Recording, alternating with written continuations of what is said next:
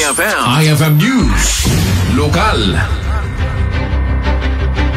Pasyente konseho iti barangay Gabo Sur iti syudad Tilawag agapu iti bayanihan ket nasebseban ngayon sigida iti nauram a pagtaengan iti nasa o alugar kunan ni kagawad Edenson Retotal akal pasan adi mawat ti tulong dagiti nauraman ket insigida anagunay dagiti kabarangayan na tapno umarayat imbatad na anas daawan pay dagiti kameng ti BFP idi napada nagresponde gapu ti inobra dagiti bumarangay segun iti kagawad ket saan narigatan dagiti nakipagsebseb a kabarangayan na anangala iti danom gaputa iti nangalaan daket dagiti na urnong adanom manipod iti tudo. Diti uram nga napasamak apo ket kagyaman tay digiti karuba data napawaspas damot nga napantimulong nga nang buyat-buyat ti danom iti apoy.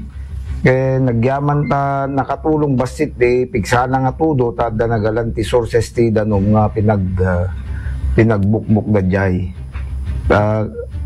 Adumat ti ubing kada karuba nga timulong.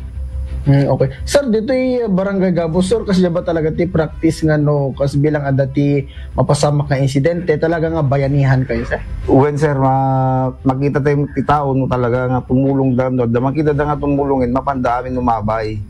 Da isulat pagmayatan na ti kabarangayan tayo da muda nga isakit ti kabarangayan da lalo no kakasta nga paspasamak. Gapu iti daytoy ket addan iti resolusyon a naputar iti barangay Gabo Sur iti syudad Tilawag tapno iti kasta ket makapag-training dagitoy agtutubo. Para iti IFM News, Idol Lawrence Corpus Martinez, tatak, RMN.